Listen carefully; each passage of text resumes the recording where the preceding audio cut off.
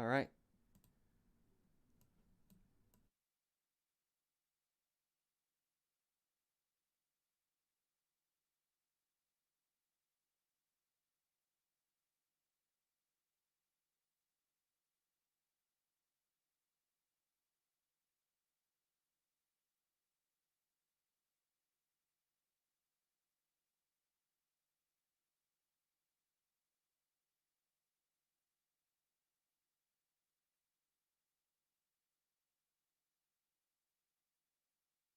We're smashing mics in karaoke bars. You're running late with half your makeup on. Here's your host, Alex Garrett. Pay our bills, but soon enough they'll get it for no refill. I love this feeling, but I hate this part. I wanted this to work so much. I drew our plans on a There you are. Now you hear me on YouTube. I have my own copy of the Constitution right in front of me tonight. Figuring out what the heck the 25th Amendment is. Figuring out what the heck is going on in Washington. Figuring out what's going on. This is what it's all about. But there's something more intriguing to me that I'd like to focus on tonight. And what I'd like to focus on tonight is the fact that the D.C. police chief, Stephen Sund, has resigned. Okay, so you may say, well, what's up? Well, you wouldn't say what's the deal. It is a big deal. 4 people have now died in the riots at the Capitol yesterday. The Capitol chaos, I'd like to say. And to me, I got to edit the date on my YouTube. To me, there's something fascinating about this story. The fact that the Capitol wasn't secure at all was very alarming. The fact that it looked like some were being let into the Capitol by DC police is alarming. The fact that I saw DC police also get shoved is alarming. But to not close out the perimeter until 6 o'clock at night when everything's done was the most bizarre thing you could think of. I don't want to be lectured by de Blasio and Cuomo saying, why wasn't there security? Hey guys, why wasn't there security when people were bum rushing stores and looting stores and rioting in New York? Why wasn't there security there? And you kind of refuse to answer that question. So, as far as I'm concerned, they have no right to say, why did this happen? But personally, I thought of this story from the NFL playoff experience at a local, watering hole, if you will. And I was thinking to myself, there was a time, it was the NFC Championship game, the one where the Saints and the Rams, we all know what happened. The Saints got robbed of that pass interference, and the Rams went on to win that NFC year to become the NFC champion. But something incredible happened that night too. At the place I was at, there were these few boys that were trying to get to a private room. They were stubborn. They thought they could go anywhere in the bar, even though they were locked out literally of that. You couldn't go in a certain area at Sidebar, New York City. So what did I do? I put a crutch up against one of the walls to stop them from going through. Would you believe that one crutch actually gained their respect? I was helping out the bartenders. Yeah, they were having a tough time containing the crowd. So I was like, hey, I'll put a crutch out there and see what happens. And I'm so glad I did, because when I stuck that crutch out there and literally secured the area, I felt the tallest I've ever felt. I'm actually 4'11", so I felt the tallest ever. I felt most respected in that moment. And I felt the most gutsiest, ballsiest, if you will. These kids were taller than me. They could try and break that crutch, but they didn't. I don't know how it happened, but they listened to me. So my question tonight is this. 2 questions. How is it a simple crutch, hold on one second, for my YouTube friends. A simple crutch like this, can you see this? There you go. Can keep an area more secure than the capital of the United States of America. How can that happen? It's literally, I would call it a disgrace, to be honest with you. A disgrace. Oh, but there's more. More to what I feel about it, and more questions I have. Have you ever, AlexGinNYC at gmail.com. That's AlexGinNYC at gmail.com. Have you ever felt you've kept an area secure just by one action you took, that you were providing security and safety for family, for loved ones, for those around you? Email me. I want to know your experiences. Even write it in my YouTube chat, or write it in my live Spreaker chat right now. Tell me, has there ever been a time where you felt you made an area secure just by yourself? Yeah, you've gathered help as well, but by yourself?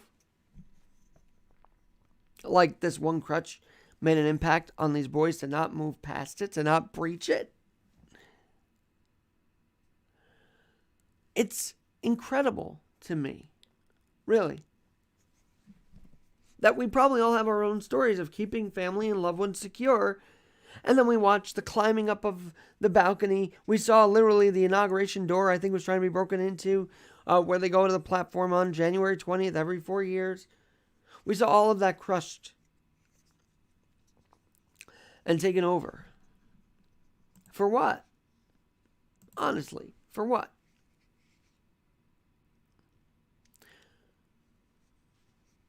There's another story I have about this, by the way. And I'm reacting because it is infuriating that 4 people died in this. It's infuriating that Capitol Police seem to be nowhere till later in the day. It's infuriating that there even has to be a resignation, but there had to be. And of course, my other question is, where do we go from here? But when you think of it on a personal level, that we do all we can to keep our family and loved ones and friends safe.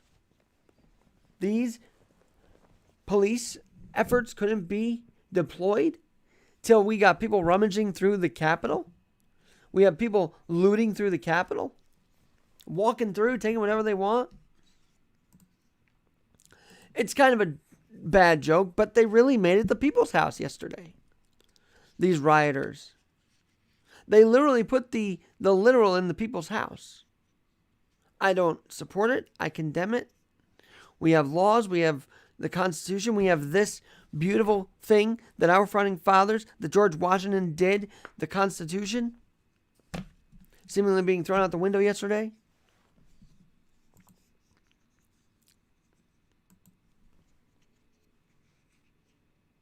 And so it makes you wonder, what was the D.C. mayor thinking, even to not deploy anybody to the Capitol? Of course, I put blame on Trump for this. How can you not? How can you not? But he can't truly say you have to guard this up. He left it up to the D.C. police, and the D.C. police failed. And I believe I did see imagery of them leading people into the Capitol, too. That was bizarre as well. Come on in. Enjoy the ride. Enjoy the place. That's supposed to be conducting an election verification, I remind you.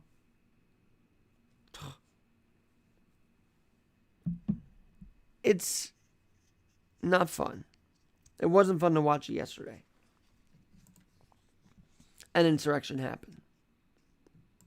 And then it's not fun to think of how my one crutch had more power to a small group of people than the police had a power over the people yesterday to contain the rioting and the everything going on yesterday. The insurrection. But I'm genuinely curious your thoughts. Also, what's firing me up tonight is the fact that another few people have resigned from the Trump campaign. Trump cabinet, I should say. Why does that fire me up? Wasn't it Andrew Jackson? Remind me of my history here if anybody's listening. Who had all these midnight appointments before he took office. Now you've got all these people fleeing, sinking the ship, fleeing the sinking ship. I find that pretty wild, pretty predictable, actually.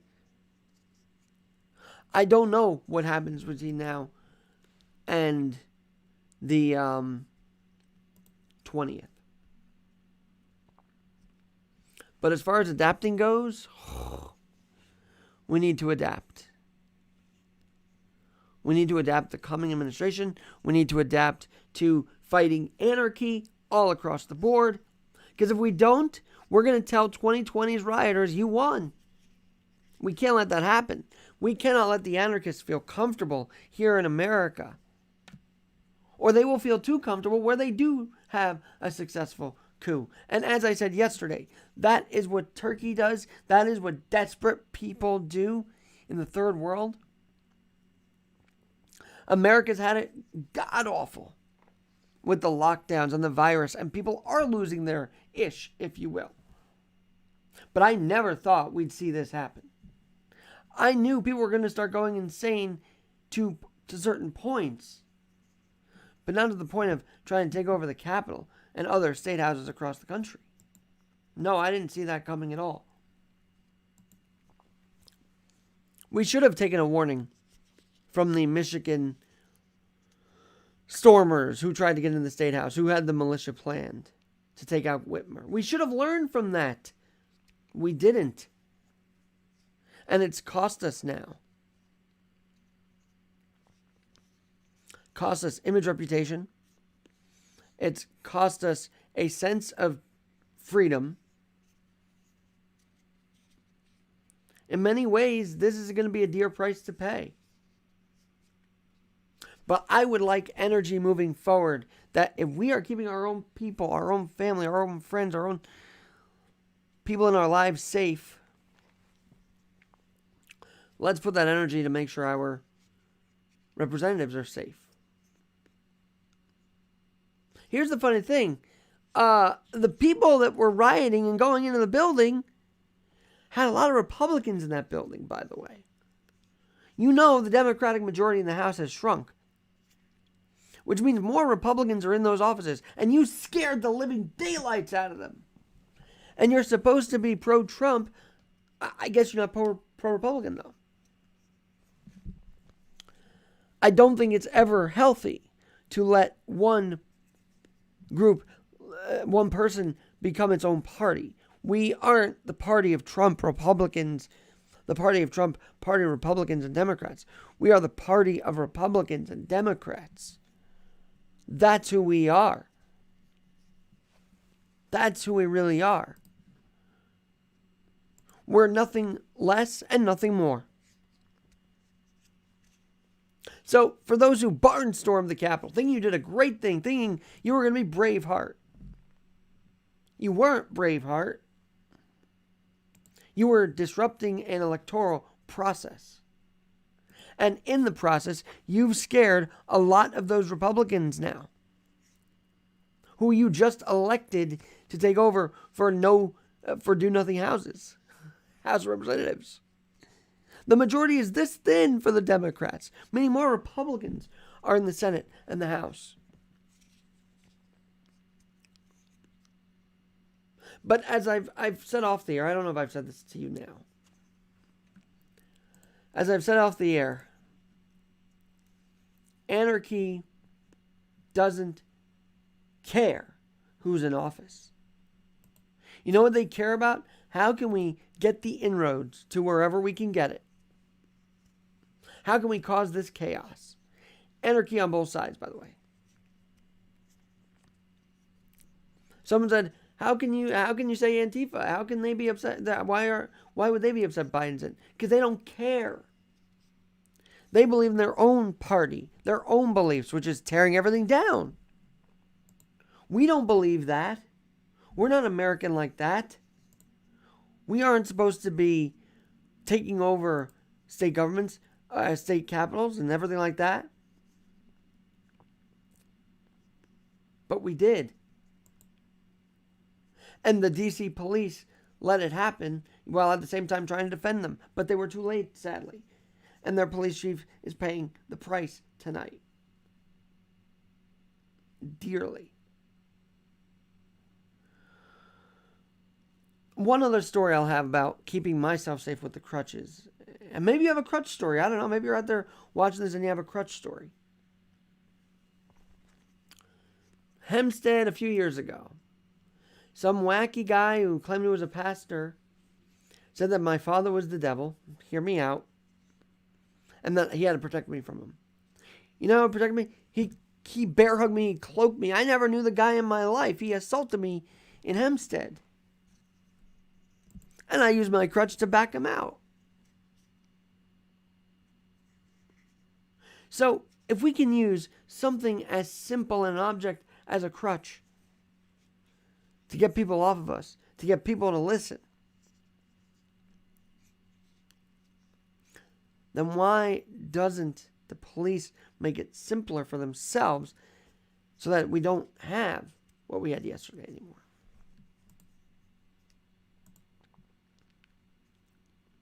Because we can't. And you're telling me that someone with crutches could secure their area better than the Congressional House of Representatives and the Senate and the Capitol?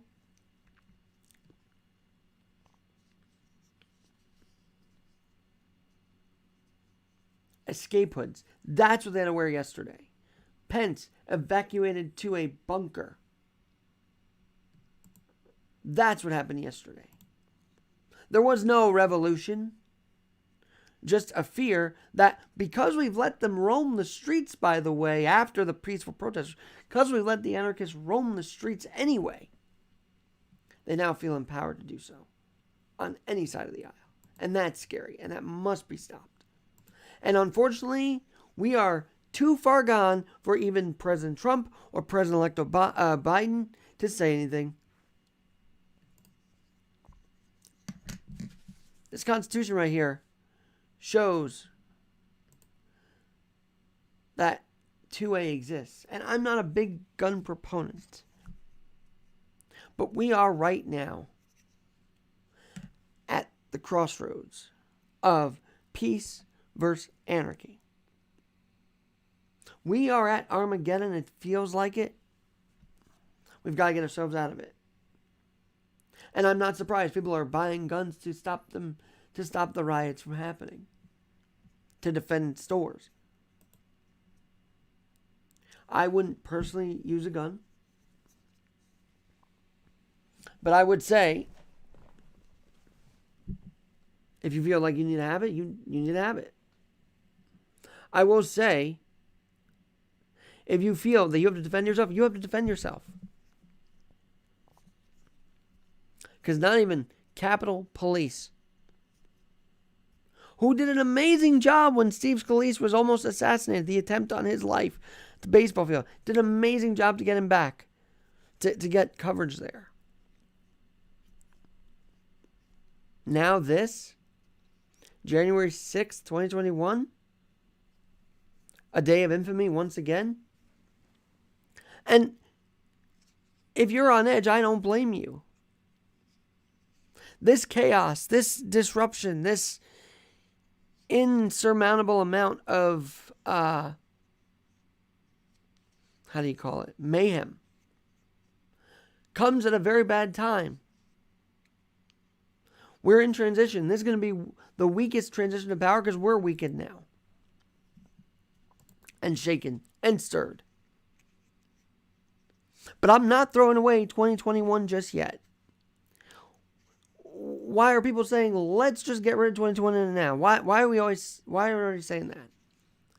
Have optimism. Have hope. Radio Hope Mike Myers has hope. And Delgado, he preaches to try and get hope. I'm going to get more adapting stories to give you more hope because people are adapting their situation. And we can do it as a country. If we can do it individually, we can do it as a country. We can always adapt to what we're dealing with, but the first step is admitting we need to adapt. We cannot sit by and say everything's going to be fine. These things on our images on the TV screen could be changed if we just did it ourselves. It takes us first. I'm animated, all right. I'm not happy with what we saw last night. I'm not happy that I can easily defend myself with one crutch, but the House of Representatives can't defend themselves? Are you kidding me? AlexGinNYC@gmail.com. AlexGinNYC@gmail.com. My website, AlexGinNYC.net. Check it out. I'm putting on my YouTube comment and my Twitter comment and my podcast comment, AlexGinNYC.net. We've got to do something better. We've got to make it so that individually we keep ourselves safe and we individually, collectively keep the nation safe, one way or another. Hey, I hate to leave you some tough news, but there's an armed suspect barricading himself or herself inside an Upper East Side hospital. So there's that good news to end with. By the way, there was good news. There was really good news. The World Junior Hockey, I know it's in the very least scheme of things.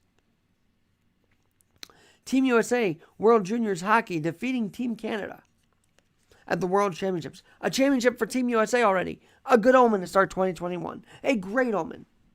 We will be winning again. Somehow, some way. We've just got to not stand down to the anarchy, stand up to the anarchy. And say, that's it. Peace will rule the land. Law and order will rule the land. Once and for all. Do I believe bringing our quote-unquote muskets to face their muskets is good? No. But do I believe there can be a reasonable chance that if we, by doing what we need to in our own lives, can project out in the world, can make a difference? Yes. Yes, I do. I'm Alex Garrett. We will talk to you soon. It's been a brief edition of Alex Garrett Podcasting, but here we are. Have a great night. And we will definitely see you soon.